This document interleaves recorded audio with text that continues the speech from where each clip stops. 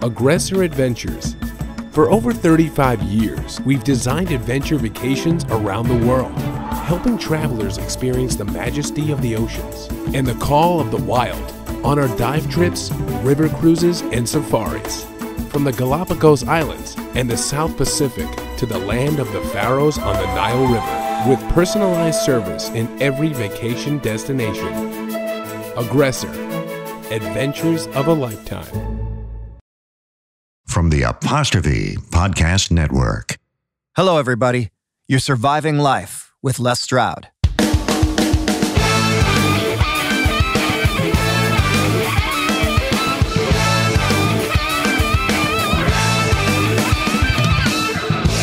I'm working on jealousy.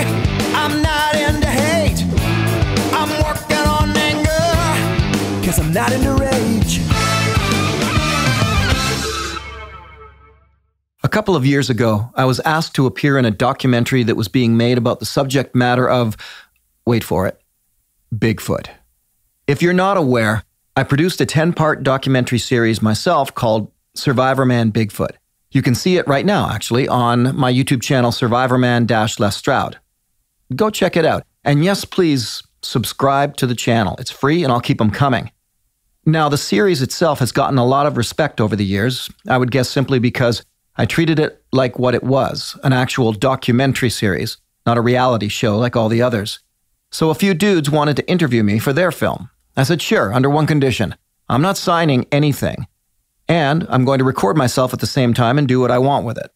I don't know whatever happened to their film. I don't think it ever got made. Anyway, they don't have my signature, so there you go.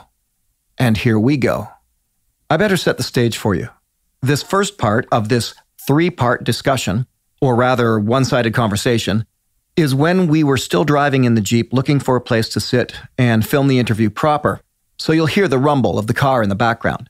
But as I listen back to this now, kind of feels like we get a chance to listen in on a private conversation we weren't supposed to hear.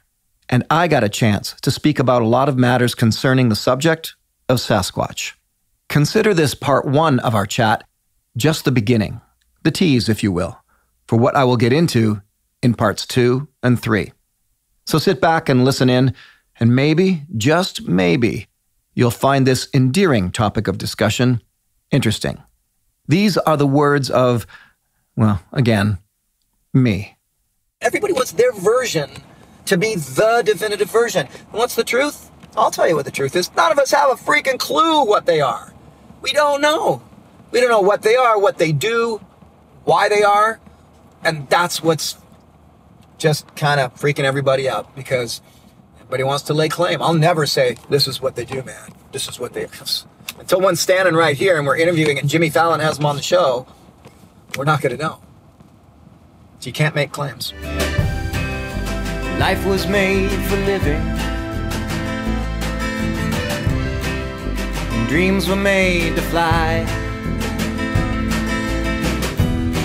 These two were meant for something better, so they turned their backs on easy, and into the northern wilds they wandered. It's the stupidest way to frame the question, period. Do you believe in Bigfoot? It's got nothing to do with belief. It's got to do with plausibility, science, reality. Nothing of this world could stop them, could ever take away dreams of yesterday. It didn't shake me. I think that Bigfoot encounters that people have, I'm sure there are those definitive, oh my gosh, I'm looking straight at one, or the big thing comes cracking through the woods sort of encounters. But I think there's a much larger majority of people who encounter this little thing and that little thing, and then 2 years later this thing, and then they hear that thing a year later, and after a while you start to put it all together and go, wait a second. And that's more my story. You know, Bigfoot didn't jump out of the bush one day and say hi to me. The first experience was spending an entire year in the forest, and my ex-wife and I were camping, and we heard this heavy, heavy bipedal stepping. Basically, when I say bipedal stepping, it sounded like a man, a very heavy man walking in the bush. But we were in the middle of nowhere. Absolutely the middle of nowhere in northern Canada, hundreds of miles from civilization. It wasn't a hunting area. Nobody was there. I kind of called out when it felt like it was about 50 feet from the tent. It stopped. It slowly turned, and it walked away. I know what a bear sounds like when it walks, even when he's walking in his own footprints. I know what a moose sounds like. It wasn't a bear and wasn't a moose. Whatever it was upright, heavy, and walking on 2 feet. And to this day, my biggest regret is that I didn't unzip the fly of the tent and look out. The hair was up on the back of my neck, and it freaked me out. And we both just looked at each other and said, with kind of zero knowledge of any future interest I might have, and just said, oh, I think that was a freaking Bigfoot. And even my wife went, I know. And that was it. That was the end of it. That was perceived encounter number 1 of many. There's the encounter that kind of got me into all of this, which is partly to blame for me being on an interview show in New York, called Opie and Anthony Show, a very famous radio talk show, and they were interviewing me about Survivorman. And then one of them just kind of jokingly said, hey, dude, you ever see Bigfoot out there? And, you know, it's that kind of joking question.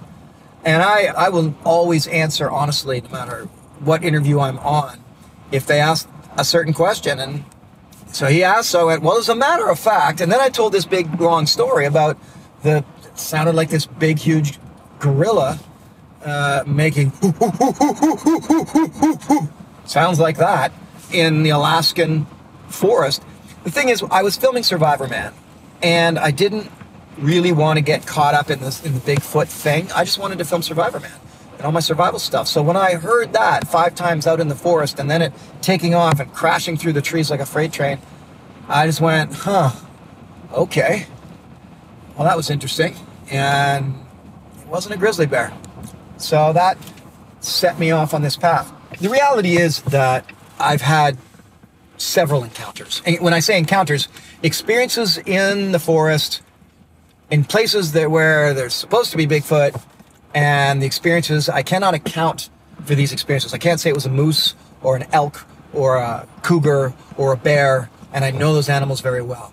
And that's what I mean by encounters, and many small encounters. It's just these things that happen, you're like, okay, come on, really? I think that's the more prominent situation is if people travel in the wilderness a lot, they get a lot of different little encounter-type experiential things that happen that they can't put their finger on. And if they have enough experience and knowledge about natural phenomena and wildlife, they can categorize it and say, that weren't no bear kind of thing.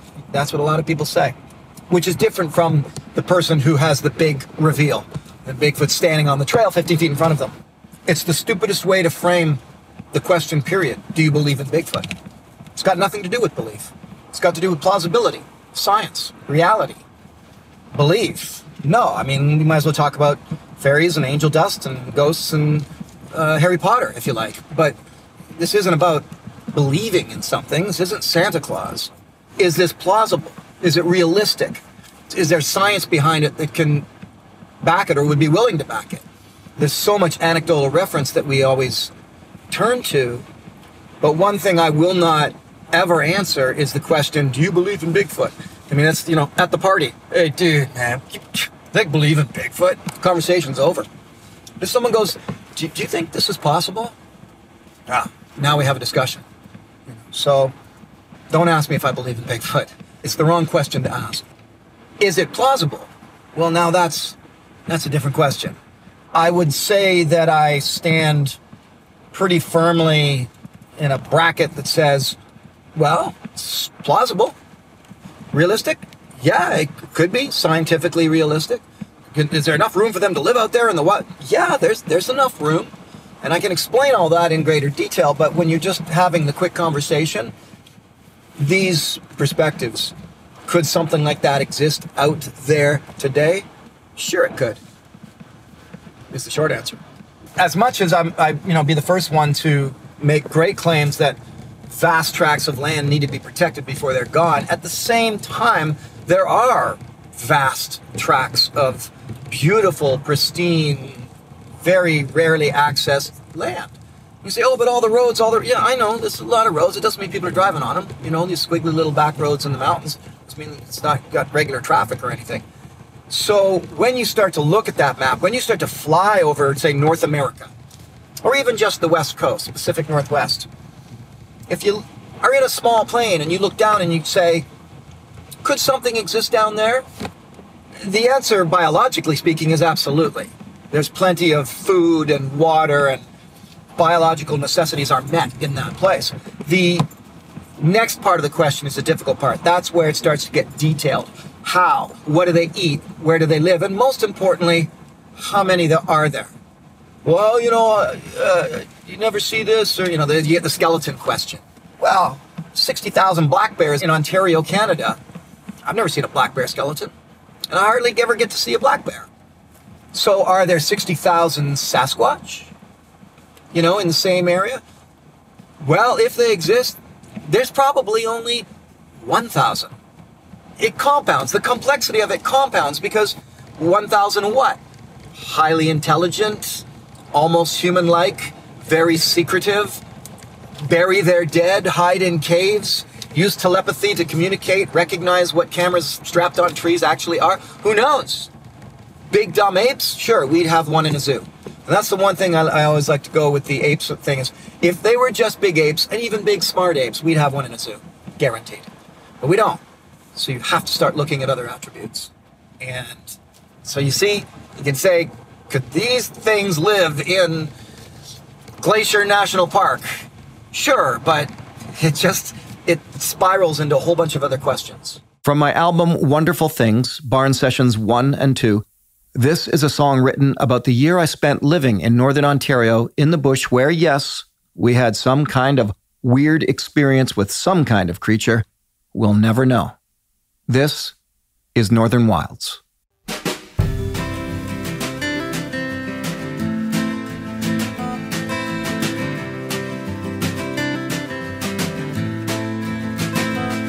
He said, I can take you with me, but I can't take you home. She'd never known such total passion, the way he touched her fingers, the way he let them go. On the two traveled to the northern wilds, past waterfalls, tumbling rapids, across the lakes in stillness, beneath the eagle's cry, they wander. Nothing of this world could stop them, could ever take away these dreams of yesterday.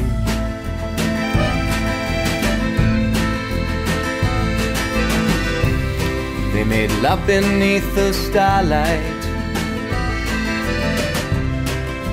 wrapped in northern lights. The caribou could hear them whisper, the wolf would keep them company, calling in the night. And even in the winter, when most folks stay indoors, they rode upon wood and rawhide along the frozen highways, the creeks and forest trails they wandered.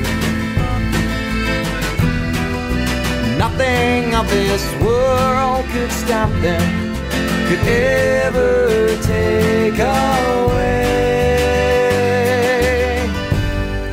these dreams of yesterday.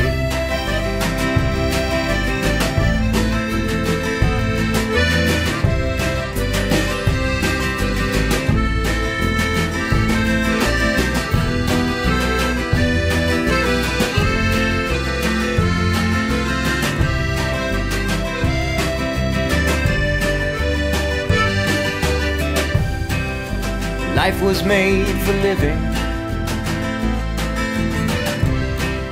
and dreams were made to fly. These two were meant for something better, so they turned their backs on easy, and into the northern wilds they wandered. These two were meant for something better, so they turned their backs on easy, and into the northern wilds they wandered. Nothing of this world could stop them, could ever take away these dreams of yesterday.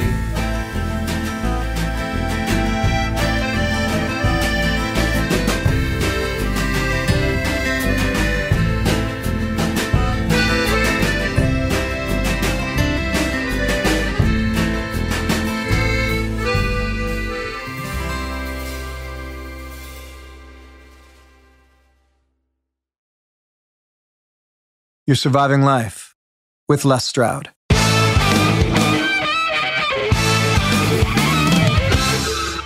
It's hard to answer any question about Bigfoot quickly, concisely, and definitively. And when somebody does, they're full of crap. They don't know what they're talking about. This is the big tricky question to answer. Why don't we have a body? You know, there's quite a few people that would simply say, well, we have had bodies. How come they never shot? They have been shot. Oh, no one ever hits them with a car. They have been hit by cars. There are lots of stories of having bodies, them getting shot, or getting hit by cars. So the general public doesn't know that. There's no body on display. Well, but historically speaking, there's actually been quite a few. It's hard to answer the question, how come they've never had a body? Well, there is no never about this. They've been there. So then you get down the rabbit hole of, is there a cover-up? Boom, off on a new road there that keeps going. That's the thing about Sasquatch, Bigfoot, the phenomenon. It's a slippery slope down a rabbit hole that shoots off into 50 rabbit holes. Well, the infighting in the Bigfoot community is based on a lot of egos. It's based on the fact that a lot of people want to be the person who definitively proves the existence of Bigfoot. Other people feel they're spiritually entwined with Sasquatch and they have a message for humanity and they want to be the bringers of that message and for their forest friends. And others, want to hunt and kill it and bag a body and get it stuffed and put it in the Smithsonian. The infighting in the Bigfoot community is pathetic. There's just so many egos involved. And if someone mentions telepathy, all the 8 people go, no, don't say that. Scientists will disrespect it. If someone mentions it's just a big ape, oh, you guys are Luddites, you don't know what you're talking about. These things can disappear. And everything in between, and then you can throw aliens into the mix. So there's everybody wants their version to be the definitive version. And what's the truth? I'll tell you what the truth is. None of us have a freaking clue what they are. We don't know. We don't know what they are, what they do, why they are. And that's what's just kind of freaking everybody out because everybody wants to lay claim. I'll never say, this is what they do, man. This is what they are. Until one's standing right here and we're interviewing and Jimmy Fallon has them on the show, we're not going to know. So you can't make claims. There is a real notable difference between the reaction to Bigfoot, Sasquatch, from people on the East Coast versus people on the West Coast. People on the East Coast, it's all like, yeah, sure, yeah, and a Loch Ness Monster too. You get a lot of that out in the East Coast. The West Coast's like, yeah, my uncle saw one. Oh yeah, no, my mom swears by it. Oh no, my dad tells a story. Once a year, every year, he tells a story, and we believe him. That's the difference between the West Coast and the East Coast. And that's where we're going to leave this conversation for now, on the west coast of North America, Bigfoot Central. I did have an earlier experience in the bush that I've never been able to explain, and I had forgotten about it when I was doing this interview. And it was this. I was out on a survival practice session, if you will, with my buddy Doug Getgood, and we went to the Moon River in central Ontario. We found a remote spot, and we built a couple of shelters by a small landlocked lake. Now, he was on one side of a berm, and I was sort of on the other side, so we couldn't really hear each other. but I was close to the water, close to the lake. Sometime around, I don't know, I want to say 11 p.m. or midnight, I heard the most ungodly screams and wailing coming from about 300 or 400 yards away, sort of on the other side of this small lake. I mean, it sounded like women being tortured in a satanic ritual. It was horrifying. I got up and I went over to Doug. I said, "Did you hear that?" And he didn't hear a thing because he was asleep and he was on the other side of a berm. And for the first time in my life, I left the bush out of fear. I said, "I'm not staying. There's no way I can stay here after hearing that. We got to get out of here." And we walked out in the dark. Now, it's possible that it was just cougar mating or porcupines. I mean, a lot of creatures make a lot of weird sounding, horrifying screams and moans, and with the right echo off the right rock or across the right body of water, you'd think for sure it was Satan himself. So I have no idea of knowing what those screams were that night on a tiny landlocked lake in the middle of central Ontario near the Moon River. But it was enough to send me out of the woods and back home. I could not get to my car fast enough. Shortly after this chat in the car while driving, we pulled over and sat by the wild and scenic Rogue River. And I'm not kidding. That's what all the marketing slogans say about the Rogue River. And damn if it doesn't live up to its reputation, actually. But I digress. So when we come back for part 2, I'll be sitting at the side of the road that follows the Rogue River, and I get a chance to expand on what we were talking about in the car. In the meantime, go check out my actual 10-part documentary series, Survivorman Bigfoot, right now on my YouTube channel, Survivorman-Stroud. Scan the playlists for Bigfoot. I don't know what size feet Keith Oman has, but he's a damn good engineer to make a podcast recorded in a car sound great.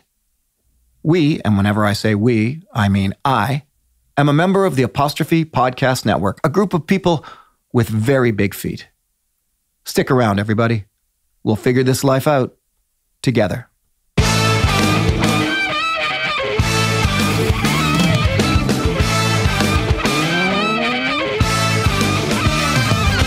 Oh, wait, hang on. My new series, Wild Harvest, is airing now on American Public Television. Check to see which station's signal reaches your area, and that includes, by the way, Canada. It's all about local foraging. I take you out and teach you what you can gather for a wild edible feast. A feast prepared by a 5-star chef, Paul Rogalski.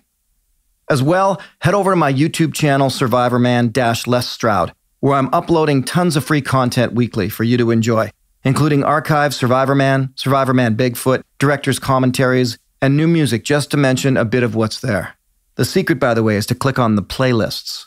Lastly, and in time for Christmas, the second printing of my 20th anniversary film collection, featuring 76 films, is available through my website, lesstroud.ca.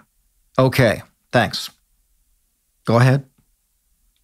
What are you waiting for? Click on subscribe, and then click on something else. Or go be productive.